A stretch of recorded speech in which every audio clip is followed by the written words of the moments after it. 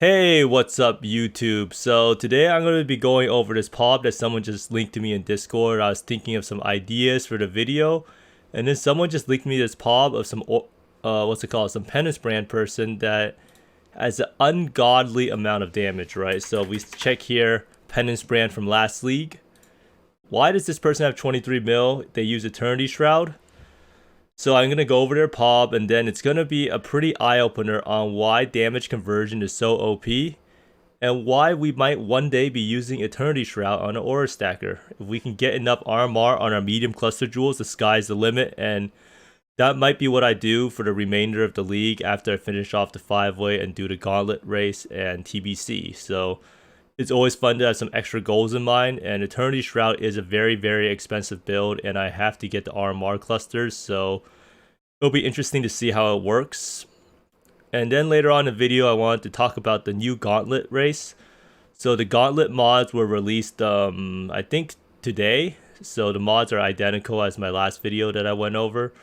But the interesting thing is the change in prize structure, which makes it a lot more friendly for beginners or people who had no chance at winning and they still wanted a prize or something.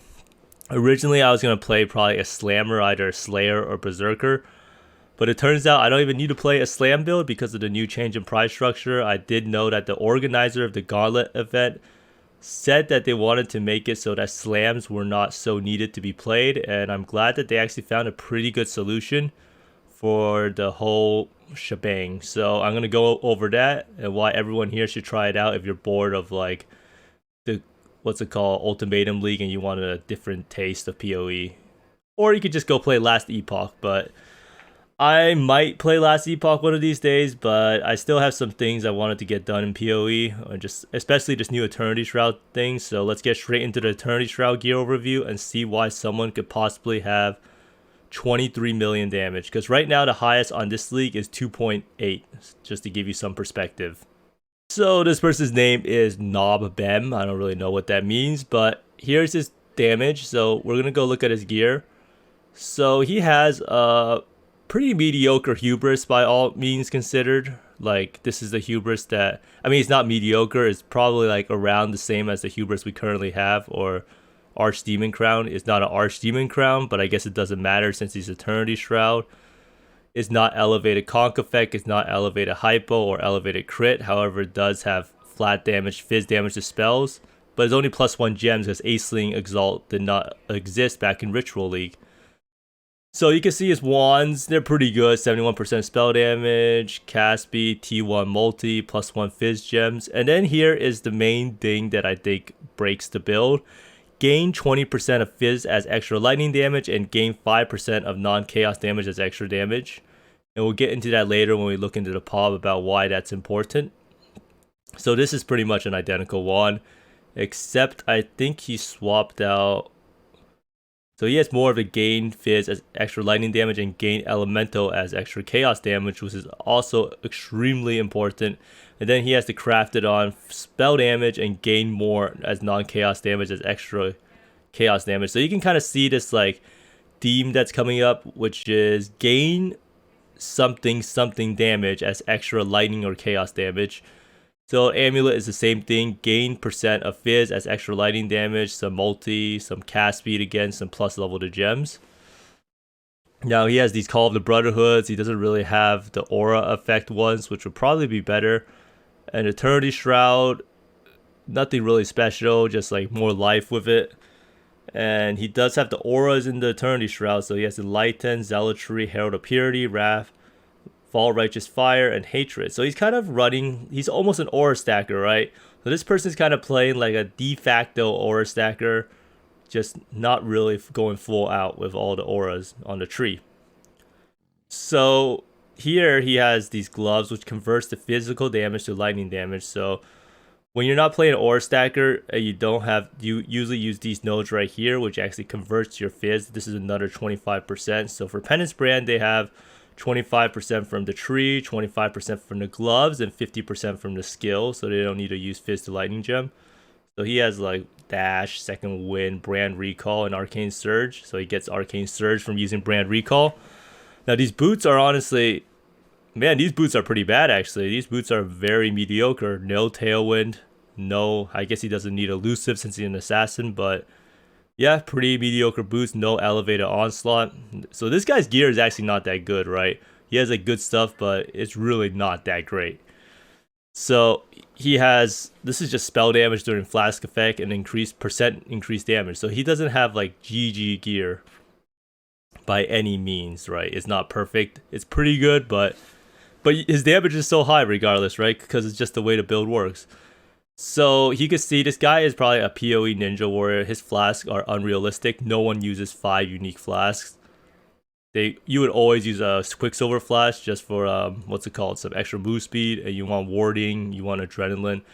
But he uses some more. These are all the damage flasks. Wizo, also some pen. So you can see his tree is actually very similar to an Aura Stacker, right? So he has the 3 cluster jewels. He uses 3 large clusters. Then they're all Snowstorm and Vengeful Commander, except this one, which I think he uses for resist. But we'll look at it when we put it into the PoE Ninja. So then he uses First Among Equals Vengeful Commander. So instead of First Among Replenishing, he uses First Among Vengeful Commander for all of them. So this guy is pretty similar to us. Purposeful Harbinger, so he's getting some more aura effect there. He has 1 Purposeful Harbinger for some reason. And then instead of a Glorious Vanity, he uses this Militant Fave. So this is one of the Militant Faves that I found personally while doing the 5-way carries. And it's actually very expensive because it's double damage, elemental damage, and brand damage. The Thread of Hope, he uses the Thread of Hope here to get these conversion and pen nodes. So then you can see here, this is kind of the reason why his build has so much damage too. Like just look at these jewels, quad multi. So this is why like it's kind of important if you really cared about damage to go dual wielding Nebuluses, because you can't really beat out quad multi, right? Because you get access to crit multi while dual wielding. So this is probably something that's unrealistic because ritual no longer exists. So like so this is tri multi. So he pretty much has quad multi or tri multi on every single one. Yeah, so but that's pretty much because he has multi while dual wielding. And his Watcher's Eye is really nothing that special. This is probably one you could buy for relatively cheap. It's a double damage mod one. And I'm pretty sure he uses this to... Not sure why he uses this. Is the flat damage and lightning damage and fizz damage better than quad multi? I guess he needs an Abyss Jewel for his belt, so that's probably why he's using this item. So you can pretty much see all of his links: Wave of Conviction, Hex Touch, Elemental Weakness, Herald of Thunder. So this is probably just a PoE ninja thing, or he might cast this while bossing. So he uses the Wave of Conviction to get the exposure, and then he uses Ele Weakness, which gets triggered by the curse on hit. So this is like the stuff that is like fake.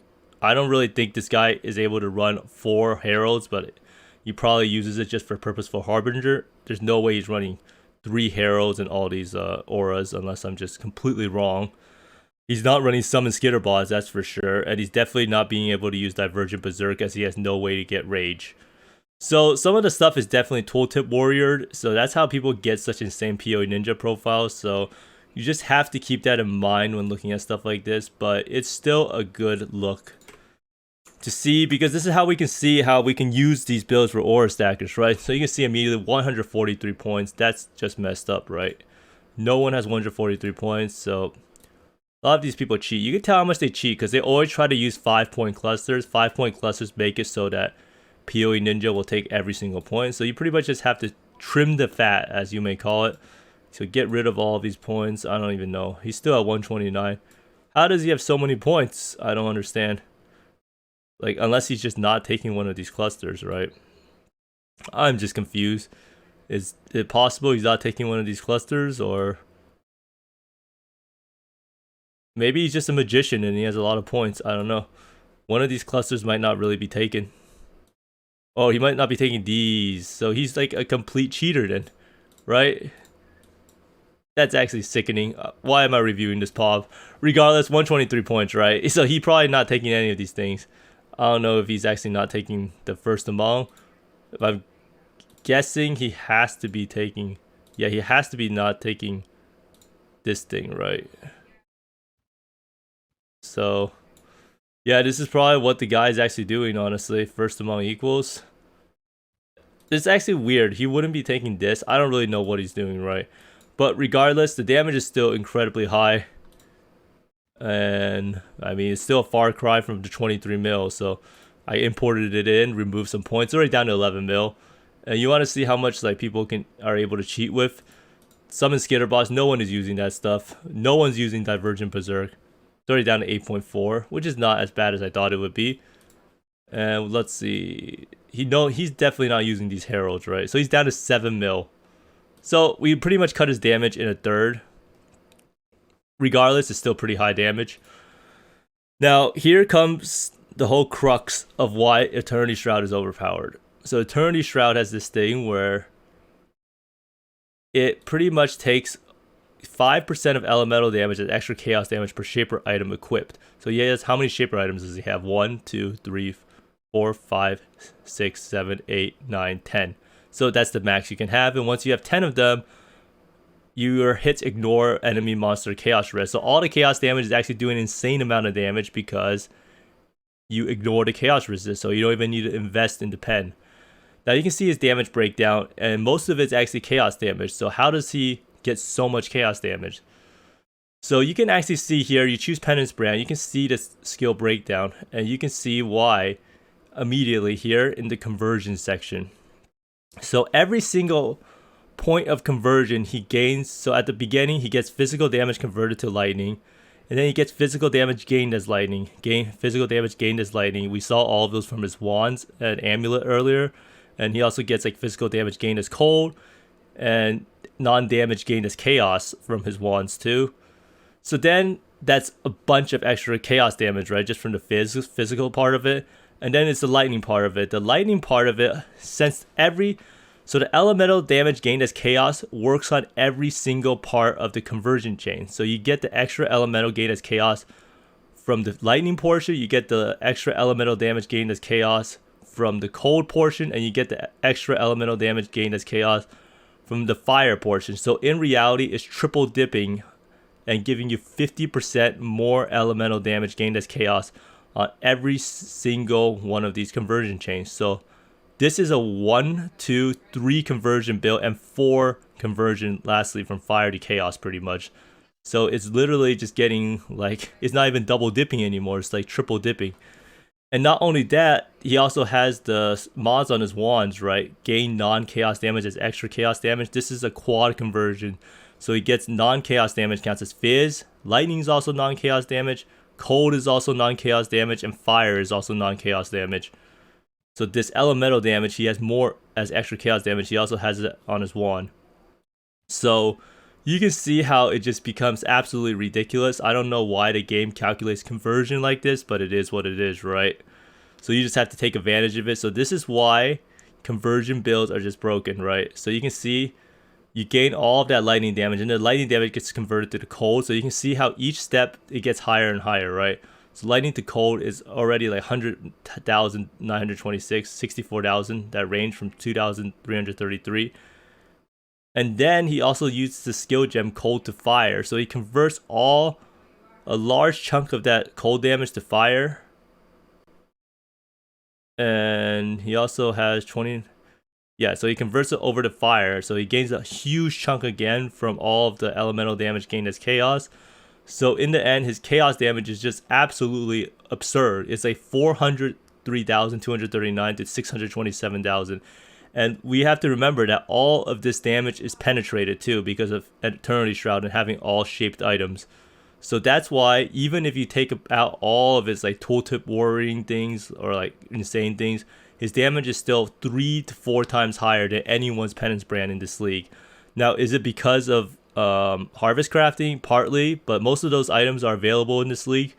Like this guy did not even have like perfect gear. His helmet is not even perfect by any stretch of the imagination. The helmets are actually better right now. But it really demonstrates why conversion is OP and why like when you get physical damage gained as lightning, which is at the beginning of the conversion chain, it just gets scaled multiplicatively, right? Because all of this damage gets converted over to cold because of your Call of the Brotherhoods. And then it also gets added up because of hatred and the scaling from hatred. And then all of that elemental damage then gets gained as chaos because of Eternity Shroud. And then later on, you cold to fire it, and then it gets gained more from the Eternity Shroud portion and all of the wand crafts, with elemental damage gained as chaos and non-damage gained as chaos. So that is why conversion is overpowered. It's pretty much double dipping or triple dipping. I don't know if any of you guys remember the old like flame blast builds where like fire damage will double dip on the hit and ignite. But it's pretty much the same exact concept. I don't know why. I guess like this is pretty much like a chase build. It's very hard to get shaped Call of the Brotherhoods. I don't really know if there are even any that exist currently. But you can probably like scour chance it on a base or something. Now, in order for this to work on an aura stacker, we would need to find a way to get a shaped nebulous. Not really sure if you can get a shaped nebulous, but if you could, this build would definitely work out, and it would definitely be the highest damage version. We could also use the cold to fire gem, and yeah, you can even run the anger aura actually, and it would actually be useful for once. So this is actually something that I was looking forward to trying out. This could be a pretty good solution, right? But you would have to go CI, which would be pretty bad unless you can find a way to deal with the chaos damage. There might be a way I can figure out, but if you have an idea, let me know in the comments below. And if you actually think that the Eternity Shroud build is worth going on an aura stacker, because this guy is pretty much a de facto aura stacker. So hopefully by showing everyone this, it brings to light why conversion is OP, why Eternity Shroud is always so high on the PoE Ninja. And also why you shouldn't blatantly just trust numbers like this, and how they actually changed the tooltip to make it seem extremely high when it really is nowhere near that high. Oh yeah, and also Wave of Conviction, you can probably get rid of that, but I don't think it actually even gets calculated in the PoE Ninja, so that's pretty interesting. But yeah, let me talk about the Gauntlet now, and my own plans for the Gauntlet, and why you should try playing it too. So, Zizaren is hosting the class Gauntlet again. It is on June 12th. It starts at 7 a.m. I guess like since I live in California, 7 a.m. is probably like the perfect time. It's like when you wake up. So they confirmed the mods of the event, which are increased monster area of effect, monster damage, monster speed, monster ally damage, reduced player resist, as well as increased monster life. Big thing different about this league is that it's not a league where you have to join. It's not a private league. So GGG actually stepped up and made an event league so it can have as many people as possible. And I think the ladder will be pretty good, and then they'll have the boss kill points. So you can see the main change this time is the breakdown in the prize pool. So the prize pool now is rank 1 does not have a huge chunk of it. Before, rank 1 used to be like 20 to even 30% of the overall. But now rank 1 is only 10%. Right, you get 8% for being the top of your ascendance or class, and then 2% bonus.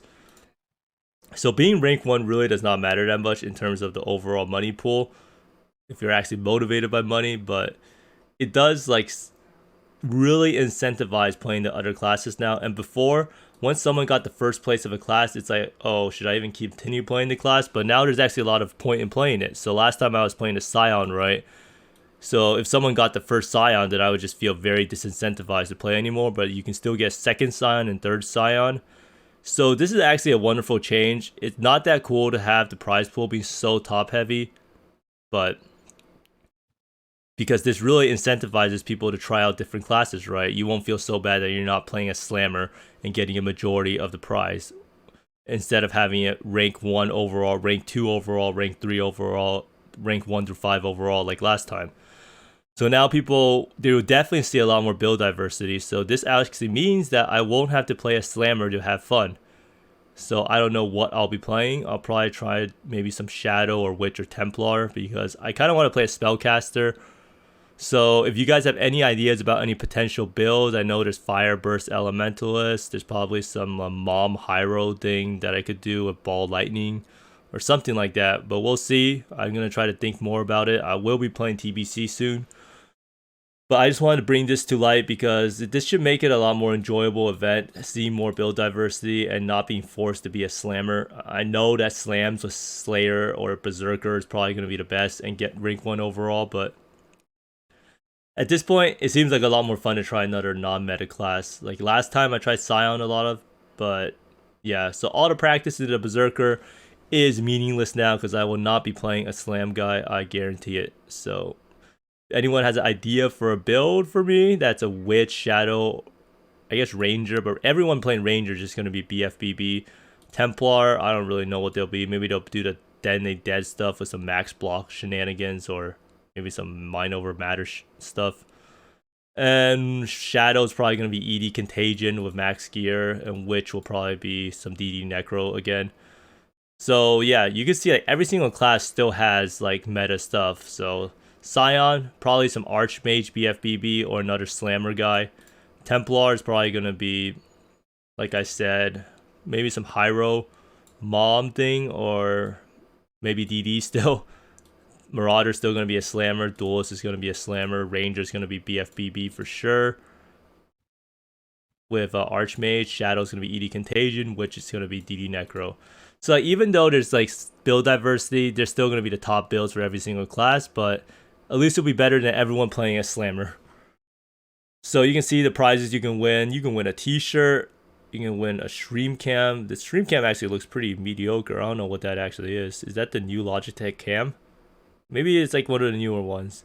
Elgato Pro audio bundle. I could probably use a better mic. Glorious bundle. Oh, I actually really like this mouse since it has all those like holes in it. More aerodynamic. It doesn't, so you don't sweat. And this is actually a pretty cool PC. Man, that's actually this is actually like a really expensive PC. RTX 3080 is pretty expensive, and so is the processor. So hopefully I just get to level 90, get a new PC, a streaming PC. Who knows? Then all these boxes and these packs. I actually won an armor pack last race for Scion. But everyone should try to join this league. You don't need to actually like sign up for a private league anymore. Like I remember last time I had to wake up in the middle of the night at like 5 a.m. to sign up for the league. So it's really nice that GGG is actually kind of supporting these events now instead of just letting the community do everything. So be sure to check it out. But yeah. Anyhow, I hope this video has helped everyone understand why Eternity Shroud is so good, and why skills that are Fizz skills are so amazingly scaled with conversion builds, because it goes from Fizz to Lightning to Cold, and then you can use Cold to Fire.